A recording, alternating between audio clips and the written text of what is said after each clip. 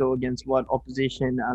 You want to make sure you're scoring hundreds, and probably for me today, disappointing that I didn't end up making that a really big 100.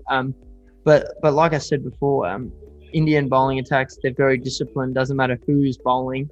They're very planned. They're very strategic, and you saw that today with their bowling attack. They were very disciplined early and didn't give us many scoring opportunities in that first session. Yeah, look, I for myself, my focus is always with the bat. Well, I know that I'm, sort of always buzzing around, always talking and keeping the energy up in the team. And that's one of the roles that I've taken on board, when we're out in the field.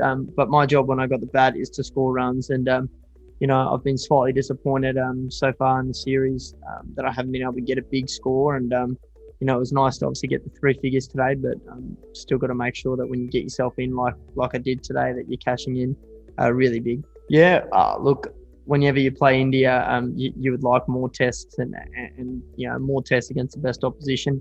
But for me, I just got to make sure, really focus for the next innings and make sure that I'm ready to get Australia in a position to win this test. Yeah, I think the thing about when you're playing really good teams is that it doesn't matter who comes in. Everyone in that lineup is very disciplined. They understand their role.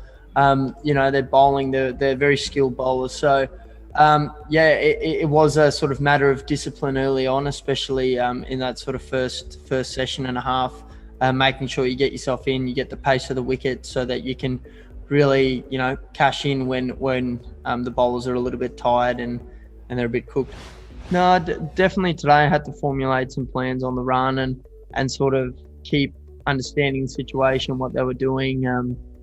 And I think that's the part of the game that is really enjoyable. You've got to read the situation out there. You can look at stuff on a screen and see how guys bowl, but only out there with a feel of how you can do things and what you can do differently to make your life easier out there. So yeah, definitely made some plans on the run today. All our batters are going to make their own assessment of the way they got out. They're all international players, and they get judged. Everyone gets judged harshly, but you're your harshest critic, and everyone will look at their dismissals and go, what could I have done better and what could I have done? So I think, I'm definitely disappointed not going on and getting a really big score, which would have put us in a better position as a team. So, for me, we still take the position we're in, 5 for 274.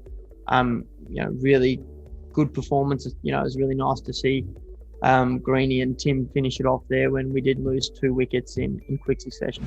Look, I don't think when he walks out on the field that stuff doesn't really concern him. He's focusing on the ball and scoring runs, and if anything, it just gives him extra motivation to put big runs on the board. So I don't think that stuff comes into play when he's actually out there at all.